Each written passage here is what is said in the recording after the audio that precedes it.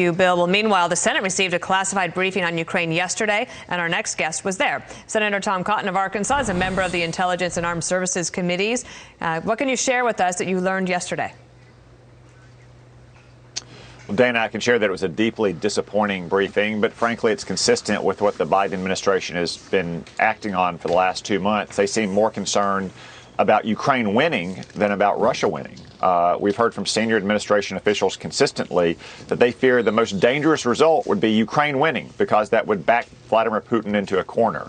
They're still scared of Putin rather than seizing the advantage that the brave and skillful Ukrainian army has gained and helped Ukraine win and make Vladimir Putin afraid of Ukraine and afraid of America and afraid of NATO. That's why we should be moving faster to provide the Ukrainians the weapons they need to defend their own territory and ultimately take that territory back from Russians. Senator, I know what the truth is, but here were the questions of the president yesterday about what we're hearing, what we believe to be happening there. Roll this, guys. Call for it. Mr. President, what is the danger of Putin being left in the dark by his military advisors? I'm reluctant to comment.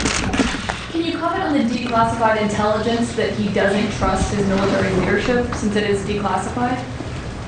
No, I can't. What do you believe the truth is about this redeployment? What do you believe the truth is about the intelligence Putin's receiving from his inner circle? Bill, I don't think Vladimir Putin is left in the dark. He can see what the rest of the world can see with his own 2 eyes. His plan to immediately seize Kyiv and topple the Ukrainian government in 2 or 3 days last month was foiled by President Zelensky and the brave Ukrainian army and the Ukrainian people resisting all across the country. They are not retreating from Kyiv. They are simply regrouping and reloading, and they're prepared to launch a major offensive in eastern Ukraine. At the same time, they're leaving artillery pieces and missile batteries in range of Kyiv to continue to terrorize its people and to try to strike government installations. That's why it's time for the Biden administration to stop pussyfooting around. They continue to split hairs about what's an offensive weapon and what's a defensive weapon. Yeah. The simple truth is, Russia invaded Ukraine. Ukraine is defending its soil. Every weapon Ukraine uses is, by definition, a defensive weapon. I wanted to ask you about sanctions because about a month ago is when President Biden said, well, we'll have to see how the sanctions do in a month and how effective they are.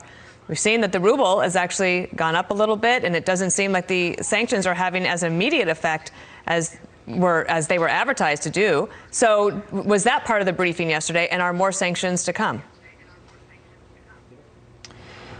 Well, what they discussed at the briefing yesterday is also what we've heard in other settings, and frankly what they're saying publicly, Dana, is that they are elevating the process goal of maintaining unity between the 30 NATO members and no friction over the substantive goal of putting pressure on Vladimir Putin. That's one reason, for instance, why one of the largest banks in Russia remains largely unsanctioned, remains able to communicate through the international payment system known as SWIFT, because some of our European allies don't want to take those steps. America needs to lead and tell those nations, along with the majority of NATO nations, that we have to pull out all the stops to ensure that Ukraine wins this war. Last question, Senator. $500 million in direct aid to Ukraine. Where does that go? Does it help? It can help, Bill. A lot of that is going to go to help support these refugees and the humanitarian relief going in.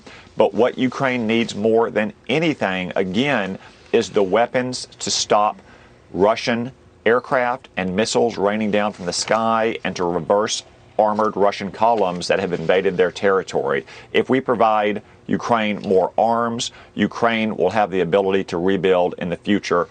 For now, we have to focus on winning the war, not managing defeat, which seems to be the president's mindset. Senator Tom Cotton, thank you. There was a briefing yesterday, and you're gracious to come on this morning and tell us a little bit about it, and we'll stay in touch with you. Thank you.